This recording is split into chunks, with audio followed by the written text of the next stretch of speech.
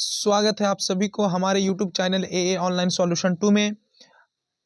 कल जो है आप लोग का यानी कि 19 फरवरी को नॉन हिंदी का एग्ज़ाम है, तो उसी का जो VVI ऑब्जेक्टिव क्वेश्चन है उसी को हम लेकर के आए हैं आप लोगों के सामने, ताकि आप लोगों की बेहतर तैयारी हो सके। तो आइए वीडियो स्टार्ट करने से पहले जो कोई भी हमारे YouTube चैनल पे नए हैं तो चैनल को सब्सक्राइब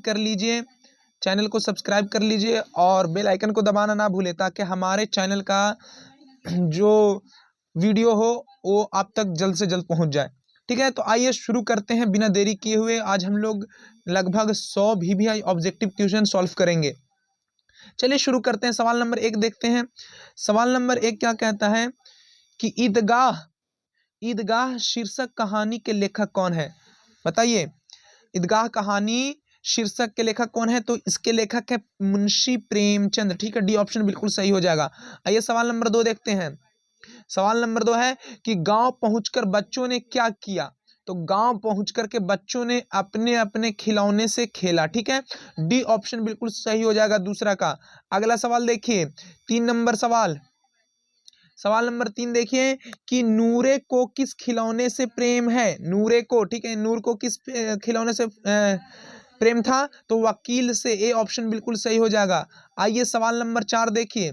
सवाल नंबर 4 कहता है कि ईदगाह के पास किन वृक्षों की छाया थी, या किन वृक्षों की पेड़ कौन से वृक्ष थे?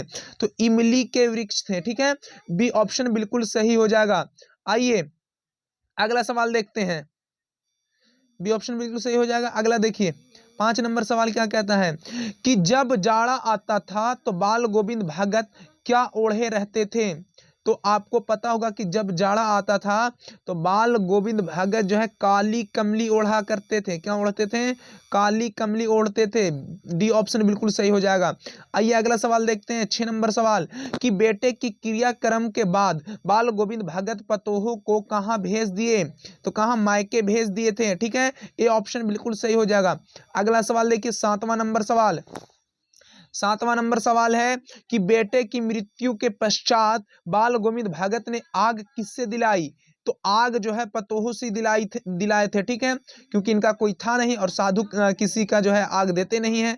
ठीक है, अगला देखिए 8 नंबर सवाल है कि बाल गोविंद भगत अपने खेत की पैदावार भेंट के रूप में कहाँ दे आते थे? तो भेंट के रूप में कबीर पंथ में दे आते थे। क्यों?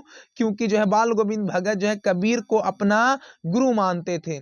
अगला सवाल देखिए, 9 नंबर सवाल है कि बाल गोविंद भगत की संगीत साधना का उत्कर्ष देखा गया। कब देखा गया इनका संगीत साधना का उत्कर्ष? तो जब इनका बेटा मर गया, इनका बेटे का मृत्यु हुई, तब जो है इनके संगीत साधना का जो है उत्कर्ष देखा गया।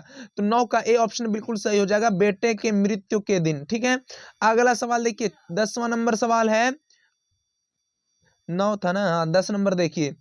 10 नंबर कि छोटा नागपुर के निकली सोदगी के पतार और गरीबी को मूर्ति, यह पंक्ति किस पाठ की है? तो ये पंक्ति किस पाठ की हो जाएगी? ये पंक्ति हो जाएगी हुंडरू का जलप्रपात। छोटा नागपुर का एक हम लोग का पढ़ना है। ठीक है, क्या? तो हुंडरू का जलप्रपात। अगला देखिए, अगला है 11 नंबर सवाल है। 11 नंबर सवाल क्या कहता है कि हुंडरू का जलप्रपात शीर्षक अध्याय में किसके प्रति विश्वास प्रकट किया गया है? बताइए, 11 नंबर सवाल बताइए। तो ये है बहुलवादी संस्कृति के प्रति। ठीक है, ये ऑप्शन बिल्कुल सही हो जाएगा। अगला सवाल देखिए, 12 नंबर सवाल है कि हुंडरू का जलप्रपात किस राज्य में है? तो कहाँ? झारखंड में। छोटा नागपुर झारखंड में है ना, तो सी ऑप्शन बिल्कुल सही हो जाएगा। अगला सवाल देखिए, 13 नंबर सवाल है कि हुंडरू का पानी किस तरह चक्कर काटता है? तो सांप की तरह चक्कर काटता है कि नहीं? बी ऑप्शन बिल्कुल सही हो जाएगा। बी ऑप्शन बिल्कुल सही हो जाएगा। आप लोग बेहतर तैयारी कीजिए। ठीक है, पूरा तैयारी बेहतर कीजिए, और ताकि जा करके जो है बढ़िया से आप लोग कॉपी लिख करके आए। ठीक है, चलिए अगला सवाल देखते हैं। अगला सवाल क्या कहता है? 14 14 नंबर है कि रांची से पुरुलिया सड़क पर कितने मील, यहाँ पे देखिए मील होगा, मील जाने के बाद हुंडरू पहुंचने वाली सड़क मिलती है, यानी कि रांची से कितना दूर जाने के बाद, ठीक है, कहाँ पुरुलिया रोड सड़क पर कितने दूर जाएंगे कि ये हुंडरू के जलप्रपात पहुंचने वाला रास्ता मिले, तो 14 मील जाएंगे तब, ठीक है। डी ऑप्शन बिल्कुल सही हो जाएगा। आइए अगला सवाल देखते हैं, 15 नंबर सवाल, तुम्हारी भाभी नाखून से काट कर तरकारी परोसती है, किसने कहा? ये किसने कहा था कि तुम्हारी भाभी जो है नाखून से तरकारी काट कर हमें परोसती है, तो कौन, किसने कहा था? तो सिरचन ने कहा था। सी ऑप्शन बिल्कुल सही हो जाएगा। अगला सवाल देखिए, 16 नंबर सवाल है कि ठेस शीर्षक कहानी में सिरचन क्या था? तो सिरचन एक कारीगर था, ठीक है। डी ऑप्शन बिल्कुल सही हो जाएगा। अगला सवाल देखिए, 17 नंबर सवाल है कि ठेस कहानी में किस दिन चिक की पहली पाती में 7 तारे जगमगा उठे? देखिए 7 तारे जगमगा उठे 7 रंग के, तो ये दूसरे ही दिन जो है जगमगा उठे थे। बी ऑप्शन बिल्कुल सही हो जाएगा। जब जो है सिरचन जो है शीतल बना रहा था, ठीक है, तो दूसरे ही दिन। अगला सवाल देखिए, 18 नंबर, पंचानंद चौधरी किस टोली के थे? पंचानंद चौधरी किस टोली के थे? तो ब्राह्मण टोली के, ठीक है। सी ऑप्शन बिल्कुल सही हो जाएगा। आइए अगला सवाल देखिए, 19 नंबर सवाल है कि मंझली भाभी सिरचन के सूप में क्या फेंक कर चली गई थी? तो बूंदिया फेंक करके चली गई थी। डी ऑप्शन बिल्कुल सही हो जाएगा। आइए 20 नंबर सवाल देखते हैं। 20 है कि अशोक और सभी सरदार कैसे वस्त्र धारण किए हुए थे? तो कैसे वस्त्र धारण किए हुए थे? कैसे वस्त्र धारण किए थे? तो पीला वस्त्र। कैसा? पीला वस्त्र। डी ऑप्शन बिल्कुल सही हो जाएगा। अगला सवाल देखिए, 21 नंबर सवाल है कि शस्त्र त्याग के बाद अशोक ने कौन सा धर्म अपनाया? तो बौद्ध धर्म। कौन सा धर्म? बौद्ध धर्म, ठीक है। डी ऑप्शन बिल्कुल सही हो जाएगा। अगला सवाल देखिए कि 4 साल से युद्ध के पश्चात कौन जीता नहीं जा सका? तो 4 साल, कलिंग का युद्ध जो है कितना, 4 साल तक चला था। 4 साल तक चला था, फिर भी जो है अशोक कलिंग को जीत नहीं पाया था। तो क्या हो जाएगा? सी ऑप्शन बिल्कुल सही हो जाएगा। अगला सवाल देखिए, 23 नंबर सवाल है कि अशोक का शस्त्र त्याग के लेखक का क्या नाम है? अशोक के शस्त्र त्याग लेखक के क्या नाम है? तो वंशीधर श्रीवास्तव। वंशीधर श्रीवास्तव, ये क्या हो जाएगा? सी ऑप्शन बिल्कुल सही हो जाएगा। अगला सवाल देखिए, 24 नंबर कि कलिंग महाराज की कन्या का क्या नाम था? कलिंग के जो महाराज थे उनकी कन्या का नाम था पद्मा नाम था, ठीक है। ए ऑप्शन बिल्कुल सही हो जाएगा। अगला सवाल देखिए, 25 नंबर, बाजार की मक्खियों को छोड़कर एकांत की ओर भागे, यह किसने कहा था? यानी कि बाजार की मक्खियों को लोग क्या कह रहे हैं इसके बारे में ना सोचें और अपनी जो है लक्ष्य की ओर भागे, लक्ष्य की ओर भागे, ये किसने कहा था? देखिए यहाँ पे ऑप्शन दिया हुआ है, ये किसने कहा था? तो नित्से नाम का एक व्यक्ति था, उसने कहा था कि बाजार की मक्खियों को छोड़े और अपनी जो है लक्ष्य की ओर भागे। बी ऑप्शन बिल्कुल सही हो जाएगा। अगला देखिए, 26 नंबर कि किनके विभव की वृद्धि से वकील साहब का कलेजा जलता था? यानी कि कौन थे जो ज्यादा वृद्धि कर रहे थे, तो क्या कहते हैं कि वकील साहब का कलेजा जल रहा था? तो बीमा एजेंट, ये जो है पड़ोसी थे और ये बहुत ज्यादा वृद्धि कर रहे थे, तो वकील साहब का क्या कलेजा जलता था। तो सी ऑप्शन बिल्कुल सही हो जाएगा। आइए 27 नंबर, किसी व्यक्ति के पतन का कारण क्या होता है? तो सद्गुणों का ह्रास। सद्गुणों का ह्रास यानी कि उसके अंदर बेहतर गुण नहीं है। आगे देखिए 28, ईर्ष्या का संबंध होता है तो प्रतिद्वंदिता से, ठीक है। सी ऑप्शन बिल्कुल सही हो जाएगा। आइए 29 नंबर सवाल देखिए, 29 नंबर सवाल कि ईर्ष्या को क्या कहा गया है? तो ईर्ष्या को अनोखा वरदान कहा गया है। डी ऑप्शन बिल्कुल सही हो जाएगा। आइए देखिए अगला सवाल, 30 नंबर सवाल, चैनल पे नए हैं तो सब्सक्राइब कर दीजिए और वीडियो अच्छी लग रही है तो लाइक कर दीजिए। लाइक कर दीजिए। 30 नंबर सवाल देखें कि प्राचीन काल में अंग महाजन पद के नाम से लोकप्रिय था, यानी कि किसको जो है अंग महाजन पद के नाम से जाना जाता था? बताइए बताइए किसे जाना जाता था? तो आपको पता होगा कि भागलपुर को अंग महाजनपद के नाम से जाना जाता था। सी ऑप्शन बिल्कुल सही हो जाएगा। अगला सवाल देखिए 31 नंबर कि विक्रमशिला विश्वविद्यालय की स्थापना किसने की थी? तो ये पाल वंश द्वारा, कौन सा वंश? पाल वंश द्वारा जो है ये स्थापना की गई थी। कब? 8वीं सदी में। 8वीं सदी में ये जो है स्थापना हुई थी, समझे। और तोड़ा कब गया था? तो 13वीं सदी में। 13वीं सदी में ये जो है तोड़ दिया गया था। किसके द्वारा? तो तुर्कों के द्वारा। जब तुर्क लोग आए थे, ठीक है ना, तो इसको किला वगैरह समझ करके, एकदम महल वगैरह समझ करके इसको तोड़ दिए थे। तो ये क्या हो जाएगा? विक्रमशिला विश्वविद्यालय की स्थापना किसने की थी? तो राजा धर्मपाल ने। डी ऑप्शन बिल्कुल सही हो जाएगा। आइए 32 नंबर सवाल देखिए। 32 नंबर सवाल है विक्रमशिला विश्वविद्यालय किस काल में शिक्षा का केंद्र था? ठीक है, बताइए। तो ये था बौद्ध काल में। क्या? बौद्ध काल में। बी ऑप्शन बिल्कुल सही हो जाएगा। अगला सवाल देखिए 33 नंबर। 33 नंबर देखिए, 33 नंबर सवाल है कि आर्यभट्ट किस विद्या के क्षेत्र में विश्व प्रसिद्ध थे? आर्यभट्ट, बताइए। आर्यभट्ट तो ये थे खगोल विद्या में। ए ऑप्शन बिल्कुल सही हो जाएगा। अगला सवाल देखते हैं। अगला सवाल है 34 नंबर सवाल देखिए। विक्रमशिला विश्वविद्यालय के प्रथम आचार्य कुलपति थे, यानी कि कौन थे प्रथम आचार्य, प्रथम सदस्य? तो हरिभद्र। ठीक है, बी ऑप्शन बिल्कुल सही हो जाएगा। देखिए,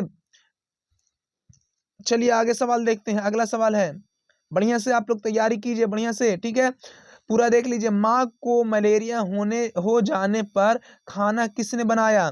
तो आपको पता होगा कि जब माँ को मलेरिया, ये किस पार्ट से है? तो दीदी की डायरी से। किस पार्ट से? तो दीदी की डायरी से है। तो इसमें लिखा गया था कि जब माँ को मलेरिया हो गया था तो खाना किसने बनाया था? तो भैया ने बनाया था। बी ऑप्शन बिल्कुल सही हो जाएगा। अगला सवाल देखिए 36 नंबर सवाल है कि दीदी की डायरी शीर्षक पाठ में किसके जादू के करिश्मे को देखकर संजू मचल गई थी? तो जब जो है दीदी उन लोग ये क्या कहते हैं, संजू लोग कहाँ गए थे? तो पिकनिक पे गई थी। पिकनिक पे गई थी। तो जो है इसकी जो दीदी थी, दीदी जो है बेहतरीन जो है जादू दिखा रही थी। तो अपनी दीदी के जो है जादू को देख करके संजू क्या हो गई थी? मचल गई थी। ए ऑप्शन बिल्कुल सही हो जाएगा। अगला सवाल देखिए 37 नंबर सवाल है कि दीदी की डायरी में 3 जनवरी 1997 का दिन कैसा रहा? तो पिकनिक का था। कैसा था? पिकनिक का। सी ऑप्शन बिल्कुल सही हो जाएगा। अगला सवाल देखिए 38, संजू स्वभाव से कैसी थी? तो हंसमुख थी। सी ऑप्शन बिल्कुल सही हो जाएगा। अगला सवाल देखिए 39 नंबर कि सत्य के प्रयोग पुस्तक के रचयिता कौन है? तो ये है महात्मा गांधी। और इसी किताब से जो है संजू की दीदी को डायरी लिखने का प्रेरणा मिली थी। ठीक है, बी ऑप्शन बिल्कुल सही हो जाएगा। अगला सवाल देखिए 40 नंबर कि दिन बंधु निराला पाठ के लेखक कौन है? 40 नंबर देखिए, 40 नंबर दिन बंधु निराला पाठ के लेखक कौन है? बताइए आप लोग। तो ये हो जाएंगे कौन? आचार्य शिवपूजन सहाय। ठीक है, डी ऑप्शन बिल्कुल सही हो जाएगा। आइए 41 नंबर देखिए। 41 नंबर है कि कलकत्ता या कोलकाता क्या है? तो ये है महानगर। ठीक है, बी ऑप्शन बिल्कुल सही हो जाएगा। अगला सवाल देखिए 42 नंबर कि दमकती दाड़िम दसनावली किस पाठ से संबंधित है? तो यह दिन बंधु निराला से। ए ऑप्शन बिल्कुल सही हो जाएगा। अगला सवाल देखिए 43 नंबर। 43 नंबर जल्दी जल्दी करते हैं। अब क्या है? भागवत विभूतियां किन्हें खूब मिली थी? बताइए। 43 नंबर सवाल है कि भागवत क्या है विभूतियां किन्हें मिली थी? 43 नंबर सवाल है तो निराला जी को। किनको? निराला जी को। बी ऑप्शन बिल्कुल सही हो जाएगा। आइए 44 नंबर देखते हैं। 44 नंबर है कि दिन बंधु किसके नाम के साथ जोड़ा गया है? तो निराला जी के नाम से, नाम जोड़ा गया है, ठीक है। दीनबंधु निराला, गरीबों के जो है मसीहा। अगला सवाल देखिए 45 नंबर कि बाल मजदूरी पर आधारित कहानी कौन है। तो आपको पता होना चाहिए कि बाल मजदूरी कहानी पे आधारित कहानी कौन सी है, तो खेमा। कौन सा, खेमा। ए ऑप्शन बिल्कुल सही हो जाएगा। अगला सवाल देखिए, मुक्ति काशी होटल के मालिक का नाम क्या था, तो कसारा। क्या नाम था, कसारा। बी ऑप्शन बिल्कुल सही हो जाएगा। अगला सवाल देखिए कि 47 नंबर में है कि खेमा कितने वर्ष का दिखता था, बताइए आप लोग। 47 नंबर, खेमा कितने वर्ष का दिखता था, तो 8-9 वर्ष का दिखता था। सी ऑप्शन बिल्कुल सही हो जाएगा। अगला सवाल देखिए 48 नंबर कि मुक्ता काशी होटल के छीका में कितने गिलास रखे हुए थे। बोले छीका का होता है, तो जिसमें जो चाय रखी जाती है ना, इस प्रकार से बनाया हुआ रहता है। यहाँ पे गिलास है, यहाँ पे इस तरह से बनाया हुआ रहता है। तो उसमें कितने गिलासें थे, तो लगभग 8 से 10 गिलासें थी। डी ऑप्शन बिल्कुल सही हो जाएगा। अगला सवाल देखिए, कहता है कि खेमा की लंबाई क्या थी, तो लगभग 3.5 फुट। ए ऑप्शन बिल्कुल सही हो जाएगा। अगला सवाल देखिए 50 नंबर, कदम बड़ी होकर बनना चाहती थी। कदम बड़ी होकर के क्या बनना चाहती थी, तो कदम बड़ी होकर के डॉक्टर बनना चाहती थी। क्या बनना चाहती थी, डॉक्टर। बी ऑप्शन बिल्कुल सही हो जाएगा। अगला सवाल की तरफ चलते हैं। 51 नंबर सवाल है कि कदम किस जिले की रहने वाली थी, तो कदम जो है मुंगेर जिले के रहने वाली थी। बी ऑप्शन बिल्कुल सही हो जाएगा। अगला सवाल देखिए 52 नंबर सवाल क्या कहता है, 52 नंबर सवाल कहता है कि नरेगा कार्यस्थल के ठेकेदार के सामने बच्चों के जुलूस की नेत्री के रूप में कौन खड़ी हो गई। यानी कि जब जो है नरेगा कार्यस्थल के ठेकेदार के सामने जो है बच्चों की जुलूस निकली थी, तो उसका नेतृत्व किसने किया था, तो ये जो है कदम ने की थी, ठीक है। डी ऑप्शन बिल्कुल सही हो जाएगा, डी ऑप्शन। अगला सवाल देखिए, अगला सवाल क्या कहता है 53 नंबर सवाल कि जैनब आत्मरक्षार्थ लड़कियों को किस प्रशिक्षण देती थी, यानी कि किसका प्रशिक्षण कहती थी जैनब कि अपने आप का जो है रक्षा कीजिए, उसके लिए कौन सा जो है इन्हें शिक्षा देती थी, तो कराटे का शिक्षा देती थी। सी ऑप्शन बिल्कुल सही हो जाएगा। अगला सवाल देखिए 54 नंबर कि उत्प्रेरण केंद्र बंद हो जाने के बाद गुड़िया ने अपना नामांकन कहाँ करवाया था, तो ये जो गांव के स्कूल में ही करवाया था, ठीक है। ये ऑप्शन बिल्कुल सही हो जाएगा। आइए अगला सवाल देखते हैं। अगला सवाल क्या कहता है, 55 नंबर सवाल है कि जयप्रकाश नारायण द्वारा गठित आजाद दस्ता के सक्रिय सदस्य कौन थे, बताइए। तो ये थे जननायक कर्पूरी ठाकुर। बी ऑप्शन बिल्कुल सही हो जाएगा। अगला सवाल देखिए 56 नंबर सवाल है कि गिरफ्तारी के बाद कर्पूरी ठाकुर को किस जेल में डाला गया, तो जब गिरफ्तारी की गई थी इनको, तो कहाँ, दरभंगा जेल में इन्हें रखा गया था। सी ऑप्शन बिल्कुल सही हो जाएगा। आइए 57 नंबर देखिए, 57 नंबर है कि पहली बार कर्पूरी ठाकुर कब गिरफ्तार कर लिए गए, तो 23 अक्टूबर 1943 ईस्वी को पहली बार कर्पूरी ठाकुर को गिरफ्तारी हुई थी। सी ऑप्शन बिल्कुल सही हो जाएगा। अगला सवाल देखिए 58 नंबर सवाल है। 58 नंबर, कर्पूरी ठाकुर बिहार के मुख्यमंत्री कितने बार बने, तो 2 बार बने। कितने बार, 2 बार बने थे। 58 नंबर देखिए, 58 नंबर कर्पूरी ठाकुर जो है कितने बार बने थे, तो 2 बार बने थे। एक बार 1970 में, 1970 में, अब एक बार 1977 में। एक बार उप मुख्यमंत्री रहे थे, क्या, उप मुख्यमंत्री रहे थे कब, तो 1967 ईस्वी को, 1967 ईस्वी को। चलिए देखते हैं अगला सवाल क्या कहता है।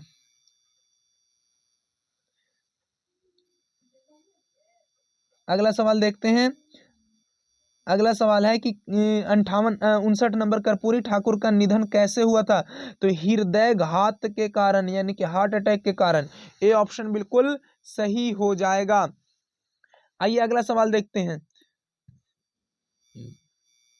अगला सवाल है 60 नंबर देखिए आप लोग। 60 नंबर है कि लेखक बेडब बनारसी ने कितने रसगुल्ले खाए थे। अब बेडब बनारसी को जो है कभी बड़ी दिन हो गया था बीमार हुए, इनको बीमार होने का मन करने लगा, तो ये क्या किए कि जो है बाजार से आया था क्या, पूड़ी और क्या, क्या कहते हैं उसको, रसगुल्ला। ये धर के 6-7 रसगुल्ले, 6 ठो जो है रसगुल्ला खा गए और पूरा खा गए। अब जो है ये क्या हो गया, बीमार हो गए। तो क्या लेखक बेढप बनारसी ने कितने रसगुल्ले खाए, तो 6। सी ऑप्शन बिल्कुल सही हो जाएगा। अगला देखिए 61 नंबर, लेखक बेढप बनारसी को कितने बजे नींद खुली। अब ये बीमार हो गए, इनका पेट जो है खराब हो गया, ठीक है, तो इनको 3 बजे रात को जो है क्या नींद खुली थी। सी ऑप्शन बिल्कुल सही हो जाएगा। अगला सवाल देखिए 62 नंबर, दंत चिकित्सक ने लेखक से प्रति दांत तोड़ने की फीस कितनी बताई।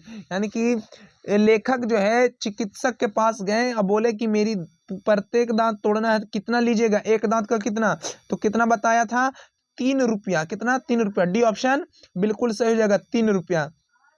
अगला सवाल देखते हैं 63 नंबर है कि लुकमान नाम था एक, तो हकीम का नाम था, किसका, हकीम का। ये ऑप्शन बिल्कुल सही हो जाएगा। अगला सवाल देखिए 64 नंबर है कि राय कृष्णदास हफ्ते में कितनी बार दाढ़ी बनाते थे, तो ये 9 बार। सी ऑप्शन बिल्कुल सही हो जाएगा। अगला सवाल की तरफ चलते हैं। अगला सवाल है 65 नंबर सवाल, क्या कहता है कि तू जिंदा है तो कविता के लेखक हैं। अब देखिए हम लोग कहाँ पहले कहानी वगैरह के तरफ चल रहे थे, अब कविता के तरफ आ गए। कहता है कि तू जिंदा है तो कविता के लेखक हैं, तो कौन है, तो शंकर शैलेंद्र, ठीक है। ए बी ऑप्शन बिल्कुल सही हो जाएगा। अगला सवाल देखिए 60 नंबर 66 नंबर देखिए कि तू जिंदा है तो कविता से कवि ने हमें क्या संदेश दिया है, तो कठिनाइयों को भूलकर लक्ष्य की प्राप्ति करनी चाहिए। ये ऑप्शन बिल्कुल सही हो जाएगा। आपके पास जितनी भी कठिनाई हो उसको भूल जाइए और क्या अपनी जो है लक्ष्य की ओर भागिए। ये ऑप्शन बिल्कुल सही हो जाएगा। अगला देखिए सवाल 67 नंबर कि कवि शंकर शैलेंद्र जमीन पर क्या उतार लाने को कहते हैं, तो जमीन पर क्या स्वर्ग उतार लाने को कहते हैं कि है कहीं स्वर्ग तो उतार ला जमीन पर। ये ऑप्शन बिल्कुल सही हो जाएगा।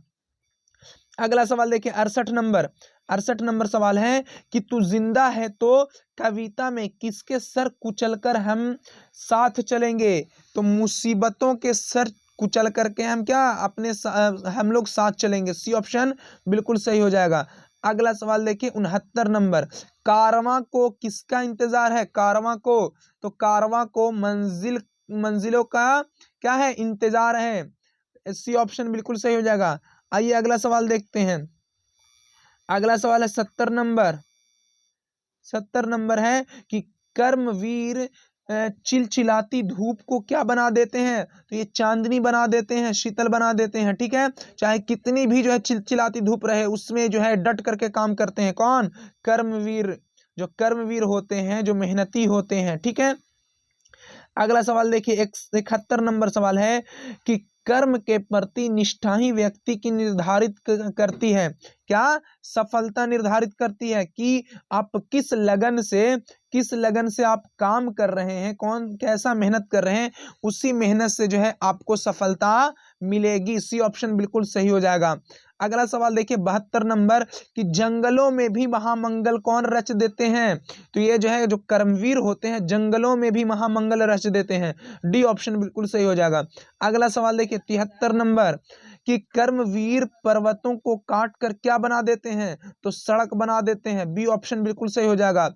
अगला सवाल देख लीजिए 74 नंबर सवाल है कि कर्मवीर कविता कैसे लोगों की बात करती है, तो जो कर्मशील लोग होते हैं उन्हीं का जिक्र किया गया है कर्मवीर कविता में, ठीक है। बी ऑप्शन बिल्कुल सही हो जाएगा। आइए अगला सवाल देखते हैं। अगला सवाल क्या है 75 नंबर सवाल देखिए। 75 नंबर सवाल है कि बिहारी के दोहे में कितने तरह के दोहे शामिल है, तो 3 तरह के दोहे शामिल है। बी ऑप्शन बिल्कुल सही हो जाएगा।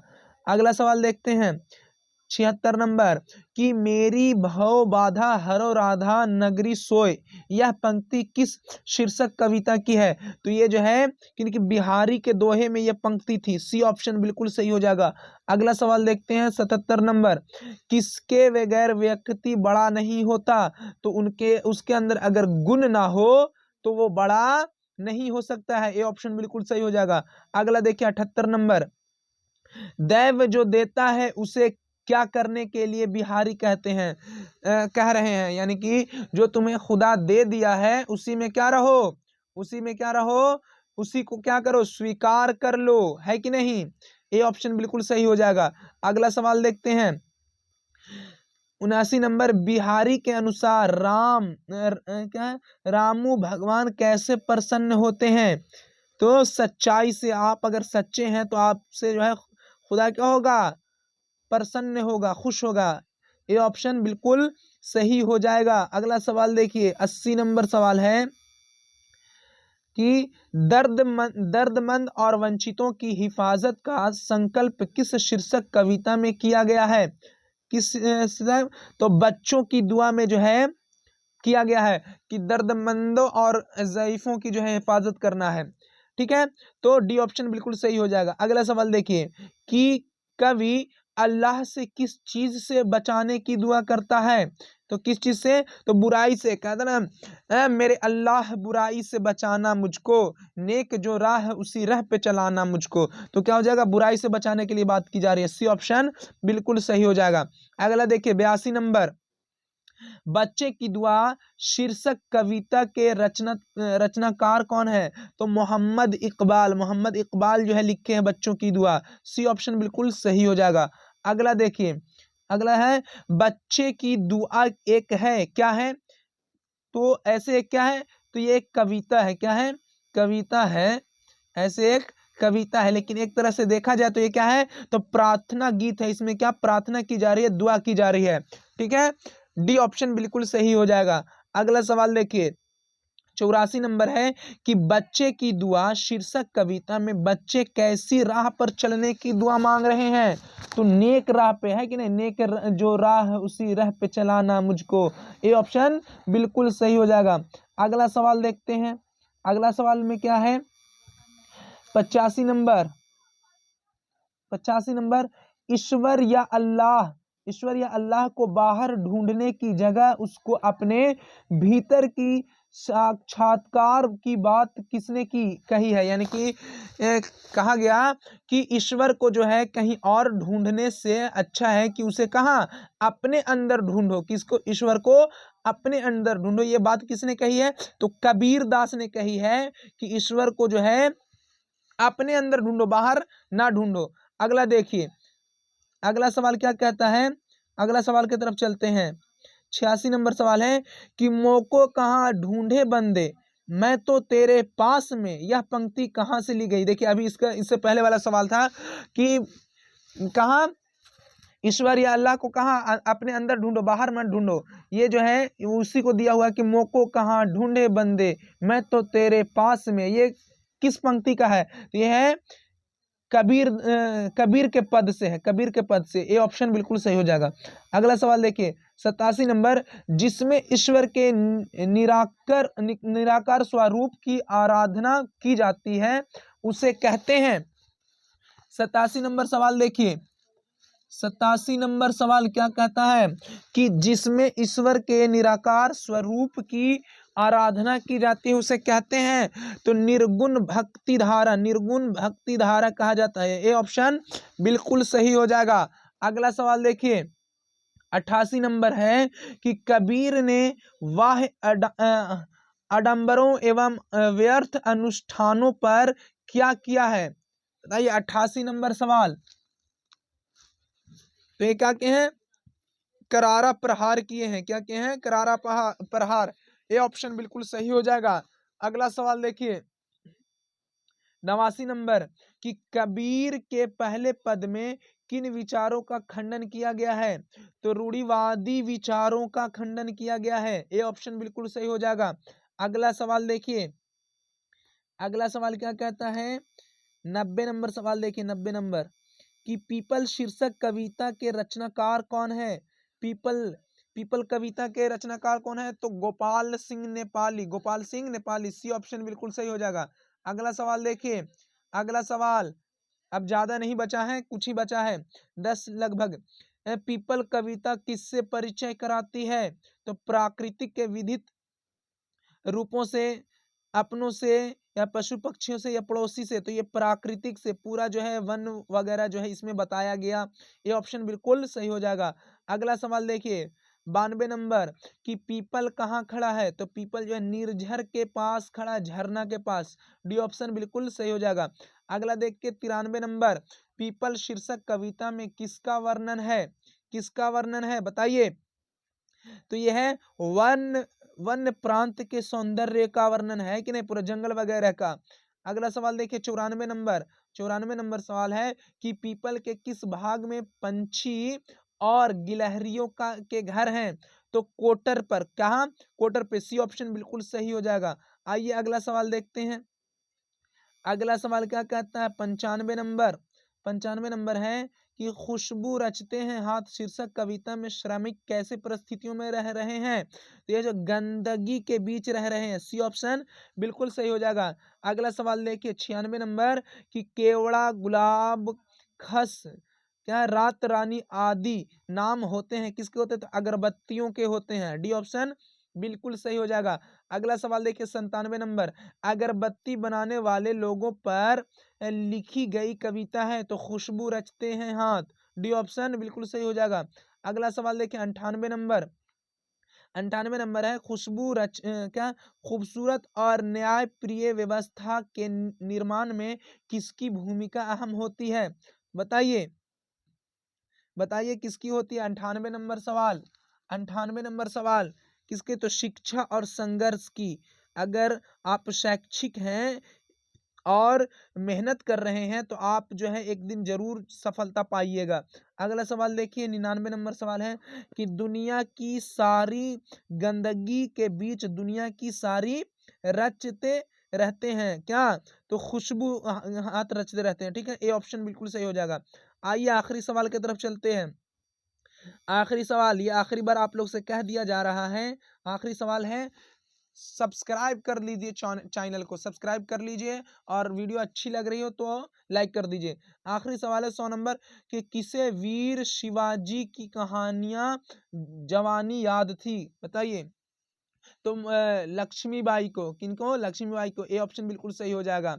तो आप लोग जो है मेहनत कीजिए, मेहनत कीजिए और जो है अगर चैनल पे नए हैं तो चैनल को सब्सक्राइब करके जाइए और वीडियो अच्छी लगी तो लाइक कर दीजिए और एक दूसरे के पास शेयर कर दीजिए। मिलते हैं नेक्स्ट वीडियो में, तब तक खुदा हाफिज़।